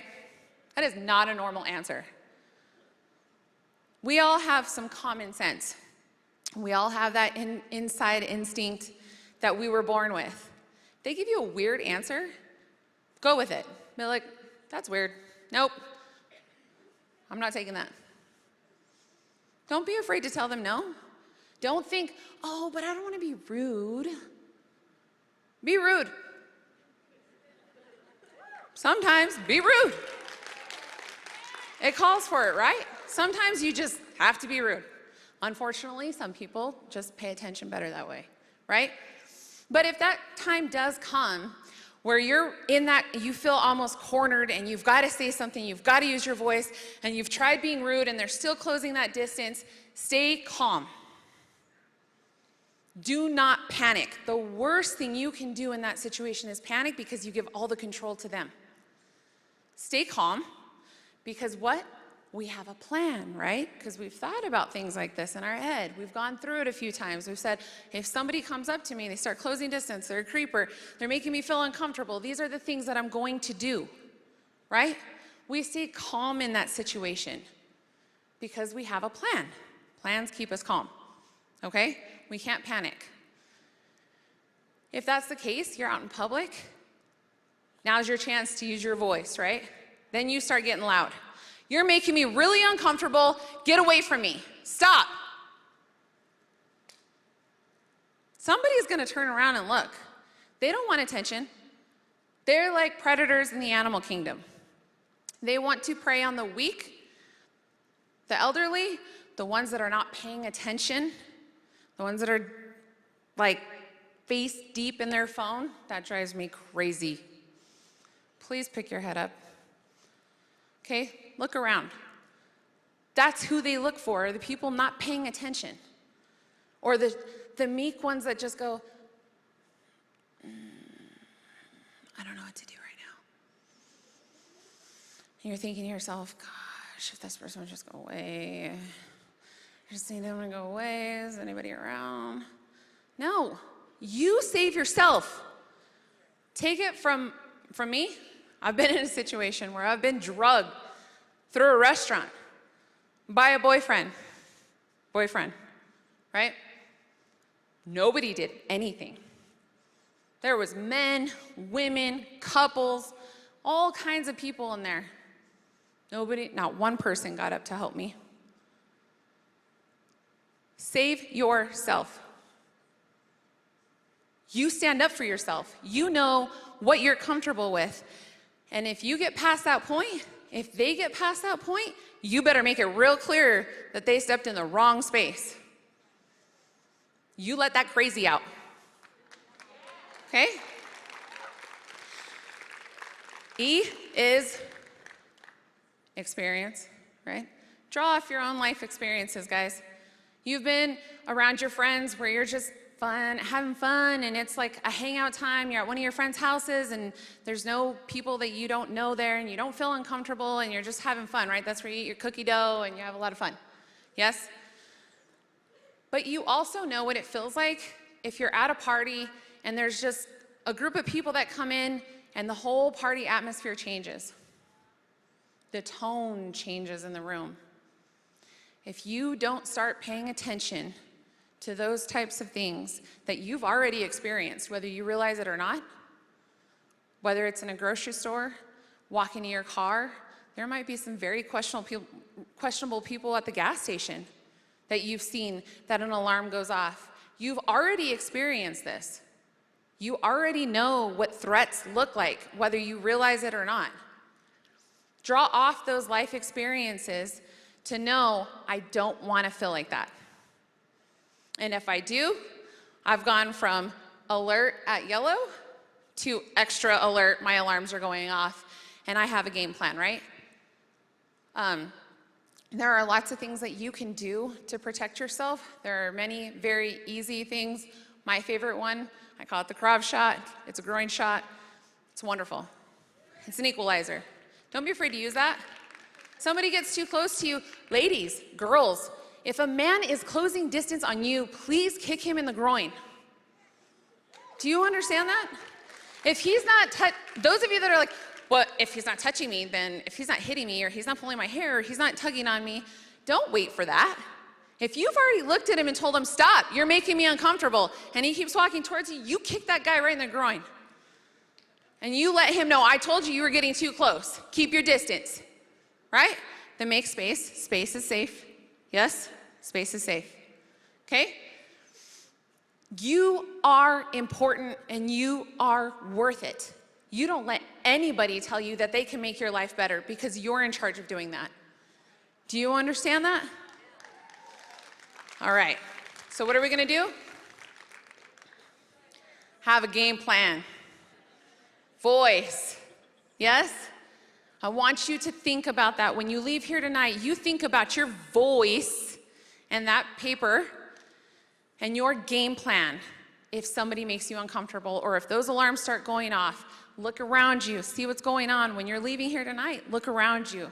Remember who was sitting next to you, behind you, right? Yeah. You say, I remember you. Okay? Thank you guys so much for having me tonight. I really appreciate it. Oh, yeah. Woo! I'd high five you, but I don't want to hurt you with my mic. All right. Isn't she awesome? Oh, my gosh. I want to be her when I don't know what, not grow up. Anyway, oh, that was so good, everybody. Okay. Well, we're going to throw up a puzzle real quick to just tie a bow on this. I did want to say before I forget, really following up the note that she was mentioning, from having the house for 3 years, one of the main things we kept seeing is the ones that were chosen, because traffickers will choose you and they will send recruiters for you. They're looking for not one of the things that she just represented. They're looking for the ones that are looking down. You know, when I was growing up, I would beat you silly for my sister, and she knows it. I jumped on somebody's back one time. I would beat up anybody, fight them, scream at them if they were coming after her. If they came after me, I would close down and get quiet. You're vulnerable. They're like sharks. They're looking for that. They know that they can get you if you won't say no, if you won't use your voice. So she came to the house and she actually did some classes with our survivors, our volunteer, and our staff. And one of the things that we found hardest for every one of those girls and many of our staff and many of our volunteer, throw your hand up if you're a volunteer. Throw your hand up if you're a volunteer with this ministry. Okay, these people know that have been around that and been around our survivors. They are afraid to use their voice, and it was one of the biggest things I had to overcome. You have to be willing to use your voice. You have to be willing to say no, even if you embarrass yourself, even if you feel triggered, like that's what they went through. They felt just like sick to do it. Practice it at home. Do it with your friends if you have to, but start saying, no, get away from me. I see what you're doing. Knock it off. Back off. I had a guy say, I want some money, whatever. I said, get away. No, I don't do that. No, thank you. He said, you're rude. And I said, you're rude. You're rude. We're taking it on. Stop questioning yourself. Put some distance between you and those people. So the puzzle, and then I'll stop talking. So we just had 4 topics. We tried to keep it real simple. We made 10 videos. If you go to YouTube and put Vulnerable No More in, you can watch any of them you choose. And there's a big mix of them. Sailor Schroff, her mom, also did a video. Actually, every speaker here did a video. And thank you, Deb Sullen. That was amazing reading from our survivors. And some of those survivors are watching. I've got one in Oklahoma City watching this. We've got people that are online. We've got some that came. There's survivors sitting in here among you. There's survivors in this room. This means something to them. So let it make a difference in your life. So, Human Trafficking 101, she gave you some of the terms. Now you're familiar with what that might sound like. It's good to be grounded in some of that information. We understand that lover boy, homelessness, families trafficking their own children. And it's horrible, but we need to know that. We know there's gangs that are trafficking. But I think it's important for you to know that one of the most egregious, I mean, they're all horrible, but one of the best ways to control one of you, young people, is to win your heart. And that's what they're going to try to do. And not just men, women. What did Jeffrey Epstein do? Did he go traffic those young girls? He did not. He sent girls their age. So please know that many of these recruiters, they're females. Don't let that fool you. They do it because it works. So pay attention to that. The second one, know your enemy. I love how she talked about a hook line. It's like fly fishing. They're going to tap that water and they'll go to the next person. If you look bold or you look them square in the eye, what do you want? If you walk away from them, even if you're afraid, walk away from them. Shut them down. They're trying to see if you'll take the hook. You have the power then. It's a lot harder later when they've won your heart. But it's also that you have a way out. She said, talk to somebody. Our survivor who we adore so much, the last letter, talk to somebody. The biggest thing you could do is speak it out of your mouth and let somebody know what situation you're in. The third thing, you teach people how to treat you. Well, and that happens there too. Sailor told her mom, I've got this situation. Develop relationships, grandparents, mothers. Don't shame your kids. Don't make them afraid to come to you. You know, I had a lot of hard conversations with my kids. Would you tell me if you got pregnant? Would you tell me? Because I want to know, and I want you to be brave enough to talk to me. I want to be your safe place. I want to be your excuse. You use me as your excuse when somebody's trying to talk you in. If you don't feel brave enough, you tell them your mom, whatever. And we had codes in our home. If I call you and I say, I can't sleep over, huh? That was our code. Huh meant, no ma'am, you cannot. No ma'am, you cannot. But that was her way of telling me, protect me and help me. Develop that in your homes. The last thing is proceed with caution. Dang, she did such a good job. Use your voice. Use your voice. When they see you're afraid, they're going to come at you. And you need to know that in every case of sex trafficking, we found that they were vulnerable in some way. And one of the biggest ways was that they would not use their voice to protect themselves. Stop second-guessing yourself. If you feel like something's wrong, it probably is. Stop second-guessing yourself. Go ahead and get out of that situation. So I want to, first of all, thank Legacy Church. What an awesome place this has been. Thank you. Thank you, Legacy, for our first event. We're learning a lot here. We're going to make some changes for the next one. I need you to know that even while we're doing this, we're like, wow, it'd be neat to do a drama.